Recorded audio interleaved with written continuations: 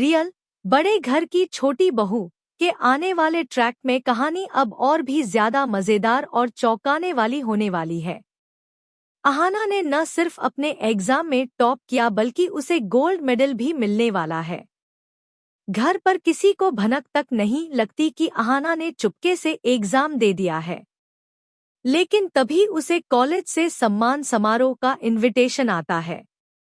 जैसे ही यह खबर परिवार तक पहुंचती है, सबके होश उड़ जाते हैं।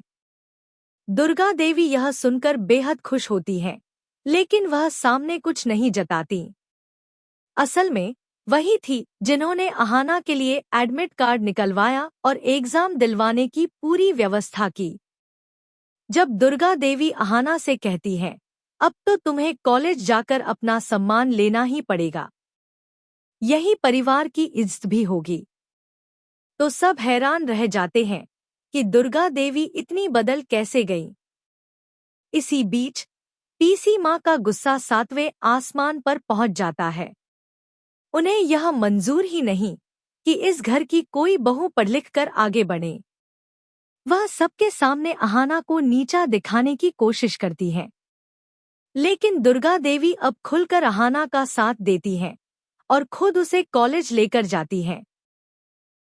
कॉलेज पहुंचकर जब प्रिंसिपल यह राज खोलते हैं कि एडमिट कार्ड लेने के लिए यही महिला दुर्गा देवी आई थी, तो अहाना हैरान रह जाती है। उसकी आंखों में आंसू आ जाते हैं कि उसकी सास ने उसके सपने पूरे करने के लिए कितनी बड़ी कोशिश की। यहीं पर दुर्गा देवी खुद अपने हाथों से अहाना को गोल्ड मेडल पहनाती हैं। कॉलेज के हॉल में तालियों की गड़गड़ाहट गूंजती है। यह पल देखकर दुर्गा देवी को अपना बचपन याद आ जाता है, जब वह खुद पढ़ाई का सपना अधूरा छोड़ बैठी थी। तभी वह ठान लेती हैं कि अहाना के सपनों को अधूरा नहीं रहने देंगी। लेकिन असली ट्विस्ट तब आता है जब बुआ जी, पीसी माँ, सबके सामने कहने लगती हैं कि मैं कभी भी इस घटिया लड़की से माफी नहीं मांग सकती। दुर्गा देवी साफ साफ ऐलान कर देती हैं कि अगर बुआ जी ने माफी नहीं मांगी तो इस घर में बड़ा बवाल होगा और ठाकुर जी या मैं, किसी एक को यह घर छोड़ना पड़ेगा।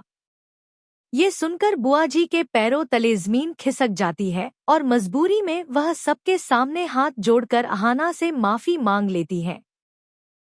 लेकिन अंदर ही अंदर उनका गुस्सा और बढ़ जाता है और वह कसम खा लेती हैं कि अब अहाना और दुर्गा देवी को सबक सिखाकर ही रहेंगी।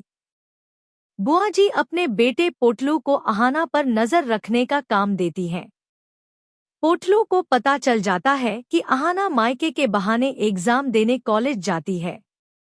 वह तुरंत घर आकर सबको बताता है।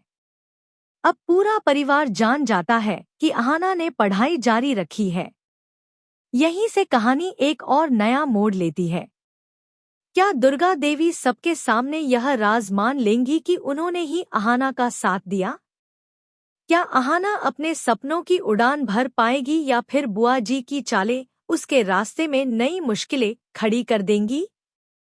जानने के लिए बने रहिए हमारे साथ।